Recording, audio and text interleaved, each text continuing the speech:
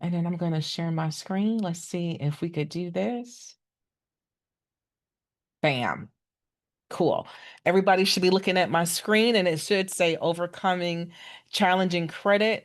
Tara Lane, I can see your face. Can you shake up your head? Yes or no? If you can see my screen. Cool. All right. All right.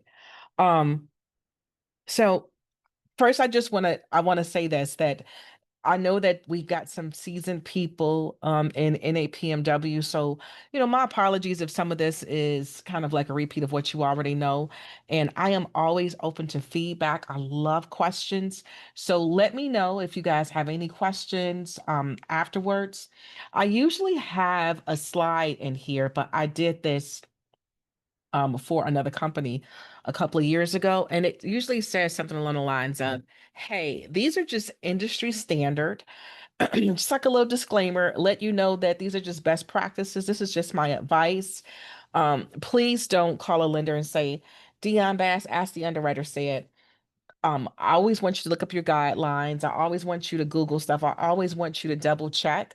I'm just kind of talking to you guys today about some of the challenges that you may face when you're dealing with FHA loans. And so here's my agenda for today.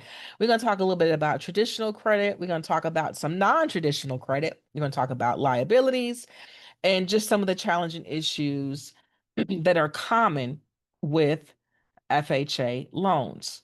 Now, excuse me, you know that the the buzzword for I don't care what product is always the word disputed.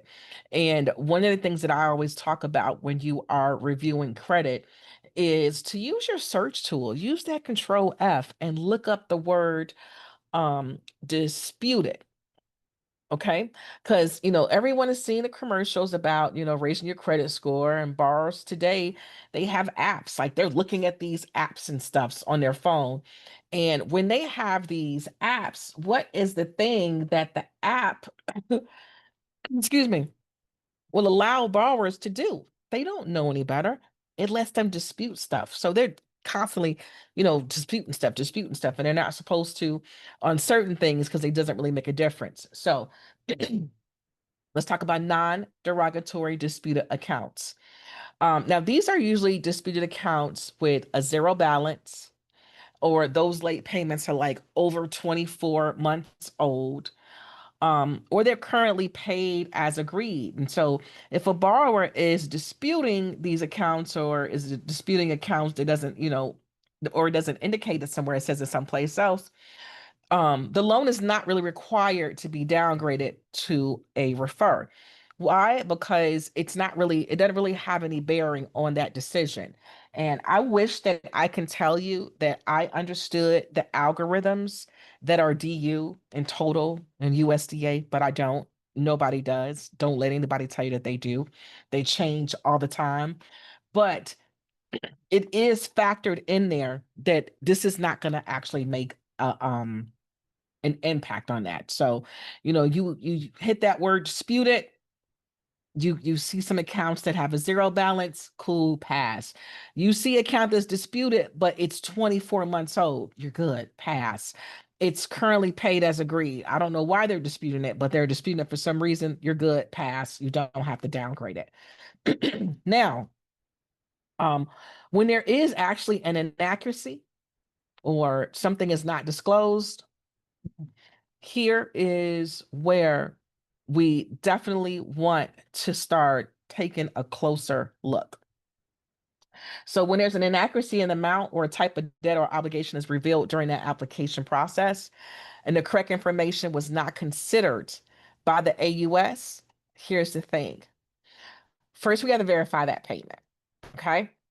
How do we verify that payment? We're going to get a statement from that credit card or a statement from that installment company, a statement from the mortgage company. We're going to get a printout. We're going to get something that is third party related. Um, if the payment is over $100 a month, so if that payment is $25 more, $50 more, $75 more, $99 more, you're fine. But if you hit that $100 per month, you're going to have to resubmit it. Okay. So it's inaccurate. And it turns out that payment is a little bit higher, but it doesn't hit at 100. You don't have to worry about it. Make a note. Um, in your file, make a note to your lender, hey, that's not really over 100, especially if you're dealing with certain lenders who weren't really looking that closely. Let them know, hey, I see that that's a little bit different, but we didn't rerun it. When does that usually happen? Sometimes your application will say something different, your credit report. I don't know if you guys are seeing this. I can't see your faces right now, but how many people are pulling the soft pulls and then pulling the credit reports? And sometimes that soft pull information will say something a little bit different than that newer information, because as we know, things change and they change often. Determine additional debt will not be used for the borrower's minimum required investment. Why did I put that in there? Because if like a HELOC is now being used or whatever have you, or a credit card is, huge, $5,000 credit card. They took a cash advance on it. I know that y'all probably don't see it as often as we used to during our time, but that was like a huge, huge thing during our time. People would take money off their credit cards and they would use that to purchase homes. So inaccurate or disclosed are some of the challenges that we do face. And the way that you verify that information is you use third-party information.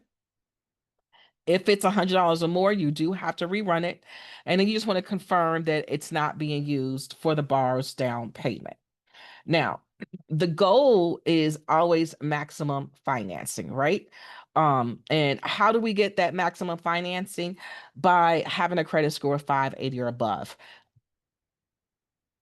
But we always want to make sure that we check the lender's overlays, the lender's requirements, because the minimum score for FHA is 580, but it could be different, with different lenders. That's why I always say you should have at least 5 lenders that you work with. I know people like to boast about, oh, I deal with 100 lenders, but the reality of the matter is the relationships that you build with that pool of lenders, number one, gives you a better opportunity to discuss different opportunities with bars and with your referral partners, because you're used to working with them and you know what's going to happen. All right, low credit score. Now, I'm kind of curious about this. I'm using Zoom, so I should be able to see this.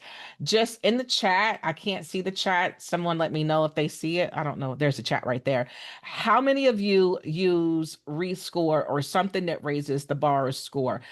Put a 1 inside the chat, because I know that a lot of you don't have your what you call it on. I saw Ellie raise her hand. Thanks, Ellie. I saw your hand. Let me see, what else do we have? Oh, I've got a lot of them coming in there. Okay, cool. So I'm old school. All right. So when your initial conversation, this is what I teach my people. When you're having that initial conversation with your people, one of the questions that you always ask them is, hey, have you disputed any accounts lately? Or have you been working with a credit company or whatever have you? Um because borrowers seeking an FHA loan have to have a certain score. But when you're disputing account, or when they're disputing accounts, those accounts are normally negative, because 9 times out of 10, where else are you kind of like disputing that account? And so with that being said, what we want to avoid is to manually downgrade those files. Now, please don't quote me on this. Um, I have been told that once it has been downgraded, that they will not let it go back to an approved eligible. Okay. How do we get in front of that? How do we overcome that challenge? We overcome that challenge by talking to them beforehand. By reviewing our credit reports beforehand, by searching for these disputed accounts before they actually go to that lender, so that if that score is low, if there are disputed accounts in there, we can get those accounts, to not be disputed anymore. And then if need be, get a rapid read score. I think CIC Credit West does like that rapid read scores. And I can't really remember what the names of the other kind of rescore programs are. I don't want to get lost in those weeds. So instead, I'll just continue with my manual downgrade conversation. I just want to make sure I don't have, does that follow the FHA case number, just a lender? Um, Bianca, that right there is my issue. The reason why that came up is because I taught an FHA class with Freedom last week, and Freedom said that the person that was with Freedom said that that refer follows. um I was supposed to follow up on that, but I immediately left there and went to a conference, so I did not get a chance to follow up on that. So if you don't mind, Bianca, I want you to hold me personally responsible for finding that answer for you. Put a one in the chat, Bianca, if you're gonna hold me responsible.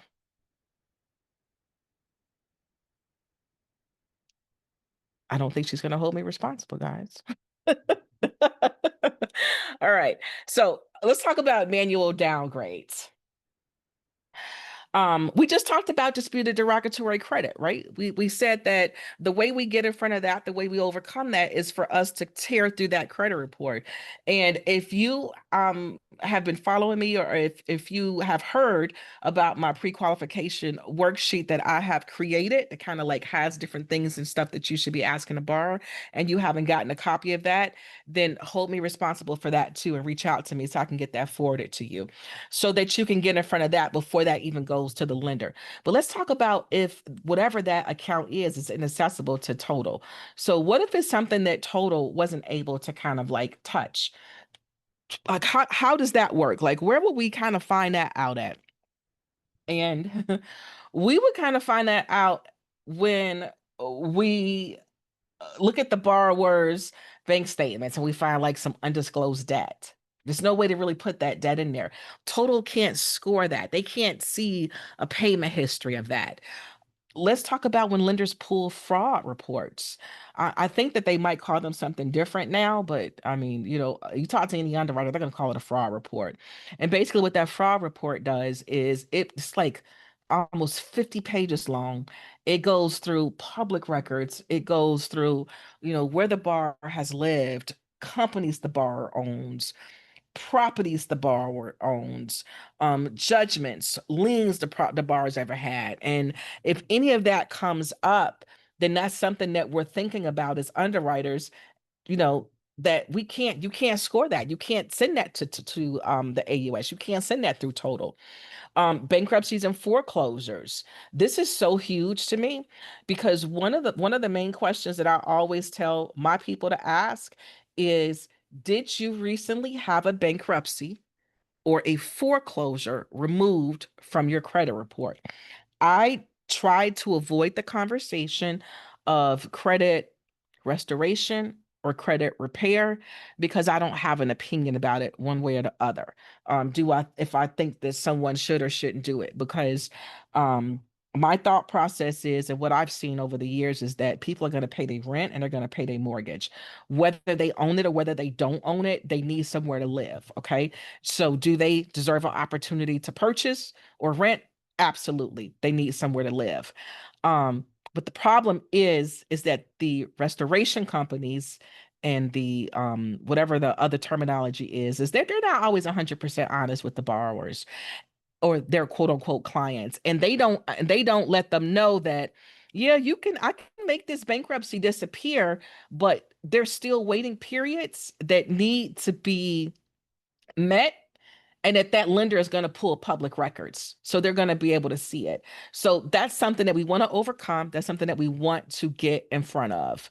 High debt to income ratios, if that DTI is higher, and I didn't put a graph on here. This is definitely something that you kind of want to go into your 4001 and pull up that matrix. Now, I don't like to print stuff out anymore because I have been burned so many times printing stuff out. So I've learned my lesson.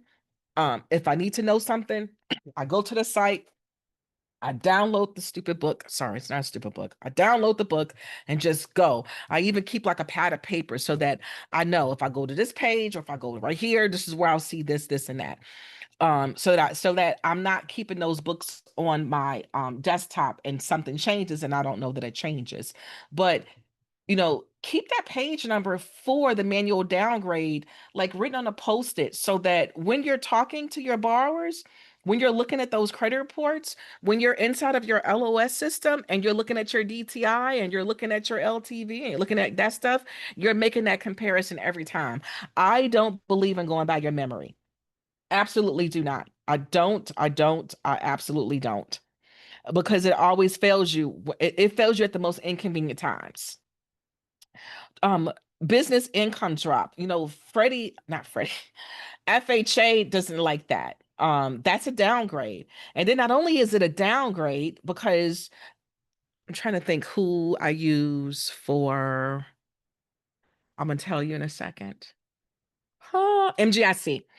I use MGIC's income calculation, excuse me, self-employed income calculation worksheet, because exactly that. It gives you those percentages on the side on if something went up, if something went down. Because if you really think about it, you're not really thinking about percentages. You're just thinking about there was a decline. Okay, what do I need to do? If that decline was under 20%, then you don't really need to do much of anything. You might want to make a comment or something and ask the borrower what happened. But if it was like 20% or over, then we got to start collecting documentation. We got to start proving that that business is not in trouble, that it was just like something, maybe they didn't sell as many of these products because they weren't available. Because, like, dig deep when you see those business income drops, because the more detailed you are, the more backup you have, the more likely the underwriter is going to say, okay, I get it, and keep it moving. What we don't want is a letter of explanation. I don't know who in the history of the mortgage industry said that a letter of explanation could fix the world. It cannot. A letter of explanation plus documentation. When you're explaining something, you're explaining why someone's birthday is different. Hey, that birthday is different because the numbers were transposed. Underwriter, did you not see that? That's documentation that they already have. But when you're dealing with stuff like this, you want third party documentation.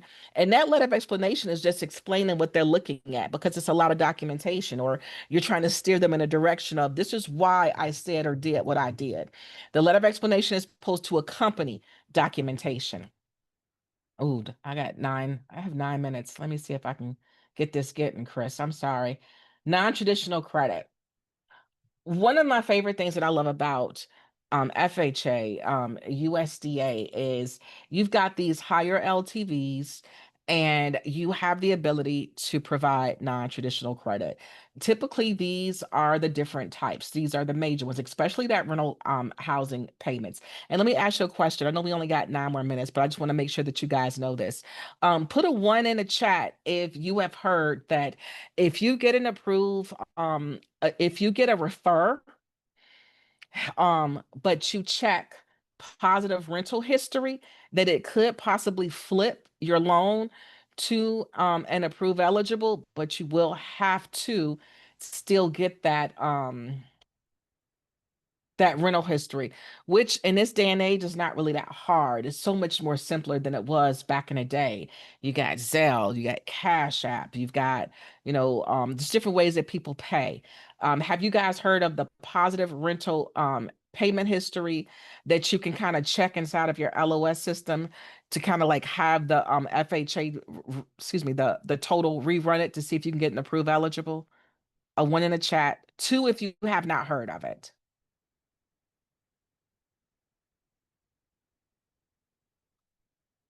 Okay.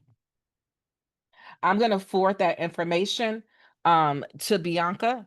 Sorry, Bianca. Um, I'm going to forward that to you. So, Bianca, I'm going to be getting you that answer to that one question. I'm going to get you a copy of the qualification worksheet, and then I'm going to show and I'm going to give you some information about that positive rental history button that you can click. I know where it's at in Arrive. I know where it's at in UWM. I got to find out where it's at in Linden Pad and stuff like that. But it's It's just this little button that you can click, and I don't hear people talking about it enough. So I just wanted to kind of put that out there for you guys. So once again, your main non-traditional, at least one of these is required. Okay. If they don't have, a rental history, okay, then let's get a telephone service. Let's get a utility bill. Why are these super important? One of the main reasons why is because the bar's identification, this is my personal opinion, the bar's identification is being verified. These are major quote unquote lines of non-traditional credit. And these right here are kind of like, your smaller ones. You got your car insurance, you got your child care and tuition, your medical bills. I've got rent to own right there, kind of like when you're like paying I shouldn't have used the house. What I should have used was like maybe like a refrigerator or like a washer and a dryer or something like that, kind of like those rent to own places. So those are good additional ones that they can use for non-traditional credit. Let's talk about liability assessment. I don't know about you guys, but student loans have been the bane of everybody's existence probably since COVID. It was an absolutely great thing that our student loans were deferred, but the heck that we've been through since they've come out of deferment, some of them are in deferment, some of them have been forgiven, has been just a little bit kooky of late. And so one of the things that I want to let you guys know is that hands down, I don't care what your credit report says. I don't care if it says that there's no payments due to whatever have you. Um, FHA wants 0.5% of that balance.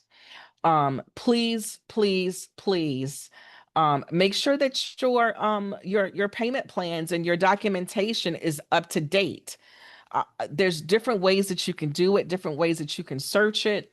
If you've got kind of like, people who maybe have student loans for their children and they're not really, technologically savvy, like familiarize yourself with those FAFSA and those NailNet and those other places where you can kind of like direct them, hey, let's get on a Zoom call. Let's get inside that system and get that for them, because you would just really be surprised how long it takes sometimes to get these documents from people because they just don't know. It's not something that they do every single day. Installment debts. Let me tell you why this is like a really icky thing, because what AI is here and it does a lot of really cool stuff, but it cannot, um, it can't, what am I trying to say? Um, it's not looking at FHA loans and saying, well, is it 5% or less than the borrower's income? It's not doing that. It's not. And FHA will let you remove that debt if it's less than 10 months, but only if it's 5% less than that borrower's income. So in this particular example right here, the borrower's income is $4,700 a month. And so 5% of that 4,700 is, oh, I already had it written down there. Oh, I'm hilarious. It's $235. So we can't reduce that. It's not less than 5%. I'm sorry. You can't reduce that. It's 5% or less. If it was 236 or 237, it's not less than 5%. And so one of the things that I want to point out to you is that when you're dealing with FHA loans, please don't get excited about those, omitted debts, or don't think about those omitted debts like you do with conventional loans until you make sure that that amount is not 5% or less, because they want to make sure that even though it's less than 10 months, that the borrower's not going to be struggling those next 10 months to pay their mortgage and all that debt. All right, where are we at now? Derogatory credit. I kind of already touched on this. But I just want you guys to know that when you're dealing with people that have gone through credit restoration, credit repair, whatever the correct terminology is, that public records do not disappear. They disappear off the credit report, but we're in the mortgage industry, and there is a series of checks and balances that happen behind the scenes. So, whatever that waiting period is still there waiting for the borrower. So let them know, even though it's not in your credit report, my lender, my underwriter, my whomever is still going to be able to find that. Judgments. Now, judgments, we're a little bit lenient with the judgments, let me see something. Consideration. No, okay. Sorry. So, number one, the judgment must be resolved. Okay. Now, when I say resolve, I don't necessarily mean that it has to be paid. Okay. So, you either the bar tells you they have a judgment, which is never, or the underwriter comes back and says that they found a judgment or something, or, whatever have you. Because where are they going to find it at? Judgments are public records. If we've got a payment plan and that bar has made a few payments and we can provide those payments, we're fine. Can they pay those payments up front? Absolutely not. They can't just make three payments. Why? The underwriter, FHA, is looking for the pattern that they can make the payments and still move on like they're doing. Like they can handle those payments along with the debt that they're carrying right now. So we're gonna have to consider that. We're gonna have to evidence that, and we're gonna have to provide documentation for that particular lender. Collections. Now, what we usually do, my easy go, especially if I'm working with somebody that has a lot of income, is always try the 5% balance first. If you got 5%, excuse me, if the DTI can take 5%, hit them with the 5% and keep it moving. If it's 2 years old, you're good. Um, I don't know why I said work with a third party company. We'll come back to that. Oh, here are my DTIs right here. All right. Let's talk about compensating factors. Let's talk about the credit scores and the DTIs that I was talking about earlier. I didn't know that I already had the DTIs in there. When I say that every time you look at an FHA loan, that this is what I want you to be looking at right here, this is what I'm talking about. It's inside of the FHA guidelines, but you want to always look at that. I don't know about you, but there's so much debt that we've collected since COVID that I haven't seen a low DTI um government loan in a minute. Now, if you're seeing that, kudos to you, cool. But I'm not. And so I want you guys to kind of keep this at the forefront of your mind. I want you guys to kind of look at this. I'm running out of time, so I'm kind of going through these as quick as I can. Um, as far as housing obligations go, FHA requires that payment to be paid, within that month it's due, which is, every lender. But if it is a cash out refinance, and I really believe in my heart that we're going to start seeing those because, like I said, borrowers are in debt. There can't be any delinquencies within the last 12 months. And so when you're looking at that credit report and you're doing that search, like my worksheet tells you to do, you're going to be able to see that right up front if that borrower had a late payment within the last 12 months. Um, We FH, distracted. I I can't hear that. I don't know who that is. You got that? Cool. So there used to be a really big thing about dismiss, versus oh my gosh, dismissed or discharged. Here's the cool part. FHA doesn't care about dismissed. I know that the other agencies do, but FHA does not care. So if the bar didn't go through with it and it was dismissed, you can just keep it moving. Okay. All right. We already talked about waiting periods, so I don't really have to talk about this. But I do want to talk to you guys about if you look at this check tax bills docs measure from case assignment numbers. I do want to talk to you about this. When we're dealing with extenuating circumstances, FHA still holds true to this. Divorce, it's not a reason, it's not an extenuating circumstance. Fannie and Freddie used to say that, they don't say that anymore. FHA still does. And so if you're dealing with someone that does have or they were inside of one of those situations where like they're like, hey, yeah, but like I lost my job. Okay, cool. Do you have unemployment? Do you have the dismissal letter from your what do you call it, from your employer showing that income was lost? And then you can kind of start to build your case from there. They lost their income from this time to that time. Um, medical bills, listen, these were the medical bills they were in, because we never want to give away their personal information. I'm not saying that. I'm just saying build your case. This was the medical bills. This is when they were out of work. That's how you kind of document that. That's how you get in front of that. Who, this is a really good one. We talked about this during Title Talk in my last webinar 2 hours ago. Delinquent federal tax liens.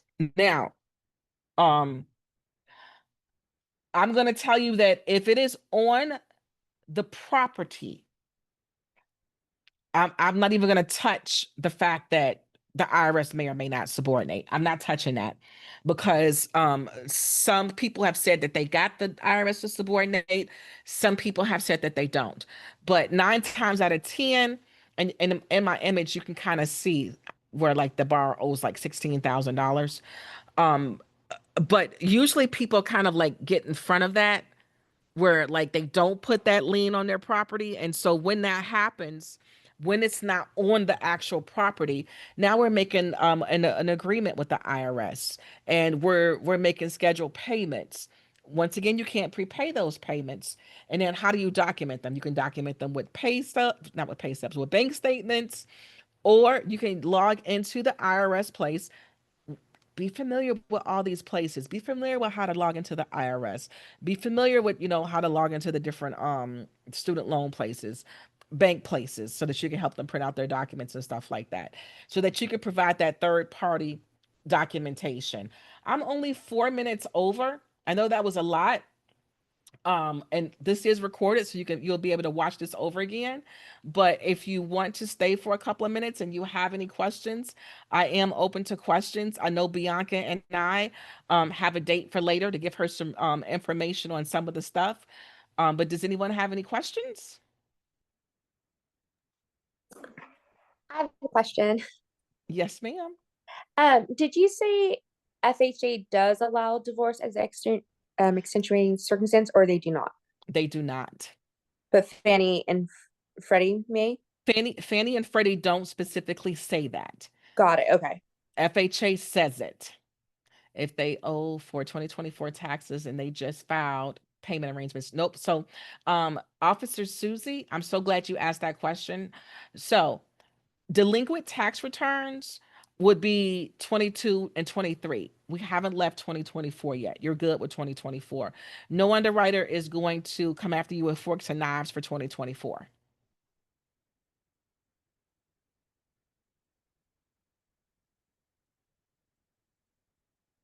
All right, those were good questions. Bianca, do you are we connected on social media? Yes. Okay, cool. Shoot me a message. Give me your email address on social media. And then, put the questions of what I'm supposed to do for you, and I'll get those answers to you and you can share it with the group. Thank you guys so very much. I know this was like a kind of like a little quick overcoming challenges, but I hope that it did bring some value to you guys. I believe that FHA is, I think it's a great product. I love FHA. My favorite product is USDA, 100% financing. If you guys are interested in USDA or manufactured home webinar, reach out to me and let me know because I have a couple of those too. Great. No problem in that.